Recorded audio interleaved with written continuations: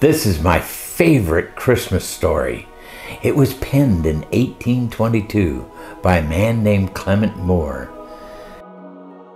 It was originally known as A Visit from St. Nick. Today we know it as 'Twas the Night Before Christmas.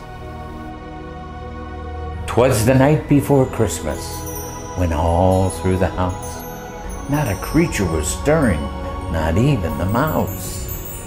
The stockings were hung by the chimney with care, in hopes that St. Nicholas soon would be there. The children were nestled all snug in their beds, while visions of sugar plums danced in their heads. And Mama in her kerchief, and I in my cap, had just settled down for a long winter's nap. When out on the lawn, there arose such a clatter, I sprang from my bed to see what was the matter. Away to the window I flew like a flash.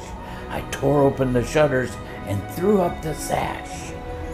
The moon on the breast of the new-fallen snow gave a luster of midday to objects below, when what to my wondering eye should appear but a miniature sleigh and 8 tiny reindeer, with a little old driver so lively and quick, I knew in a moment it must be St. Nick.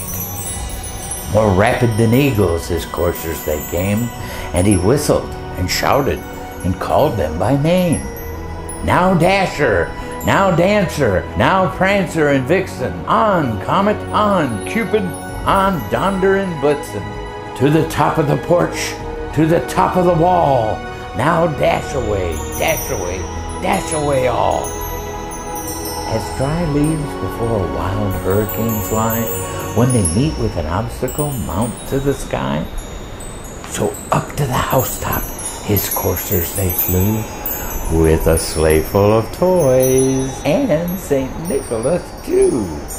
And then, in a twinkling, I heard on the roof the prancing and pawing of each little hoof. As I drew in my head and was turning around, down the chimney St. Nicholas came with a bound. He was dressed all in fur from his head to his foot, and his clothes were all with ashes and soot. A bundle of toys he had flung on his back. He looked like a peddler just opening his pack.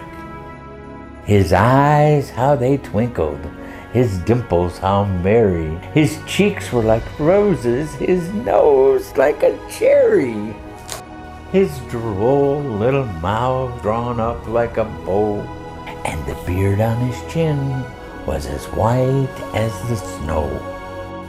The stump of a pipe he held tight in his teeth, and the smoke encircled his head like a wreath.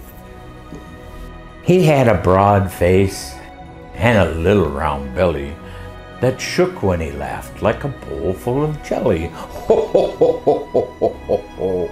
He was chubby and plump, a right jolly old elf, and I laughed when I saw him in spite of myself. A wink of his eye and a twist of his head soon gave me to know I had nothing to dread. He spoke not a word, but went straight to his work. He filled all the stockings, and then turned with a jerk, and laying a finger aside of his nose, and giving a nod, up the chimney he rose. He sprang to his sleigh, to his team gave a whistle, and away they all flew like the down of a thistle. But I heard him exclaim, as he drove out of sight, "Merry Christmas to all, and to all a good night! Ho, ho, ho, ho!"